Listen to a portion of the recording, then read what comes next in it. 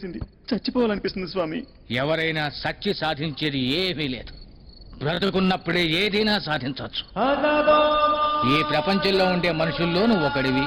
కానీ నిన్ను నమ్ముకున్న వాళ్ళకి నువ్వేరా ప్రపంచం. దాన్ని వదిలి వెళ్ళిపోతానంటావేంట్రా? చేపను పట్టాలంటే వల విసిరితే చాలు. అదే ముత్యం కోసం వెతకాలంటే సముద్రం లోతుల్లోకి వెళ్ళాలి. పని పెద్దదైనప్పుడు ప్రయత్నం కూడా అంతే పెద్దది చేయాలి. దేన్నైనా పొందాలనుకున్నప్పుడు ముందు నిన్ను నువ్వు తెలుసుకోవాలి. నువ్వెవరు, ఎక్కడున్నావు, ఎప్పుడున్నావు, ఎందుకున్నావు, ఎవరి కోసం ఉన్నావు? ప్రశ్నించు. ప్రశ్నలోనే ఉంది జ్ఞానం. ప్రశ్నించు. ఒకటొకటిగా తొలగిపోతాయి అజ్ఞానపు చీకటి.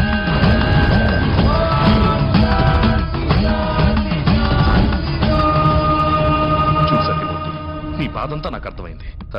ముందు నువ్వు నా కూతురు నాకు అప్పచెప్పు. నీ మీద ఎటువంటి క్రిమినల్ కేసు రాకుండా నేను చూసుకుంటాను.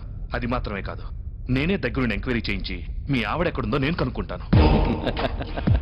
బాగుంది సార్, చాలా బాగుంది. కానీ అలా వద్దు. ముందు మీరు నా భార్యని వెతికి కనిపెట్టి నాకు అప్పగించండి. ఆ తర్వాత మీ కూతుర్ని మీకు అప్పగిస్తాను. ఆ జరిపే ఎంక్వైరీ ఏదో ఇక్కడే జరిపించండి. ఇక్కడ? ఎస్, ఇక్కడే. I will shoot you. No, you won't shoot me because మీ కూతురు మీకు ప్రాణాలతో కావాలి కదా.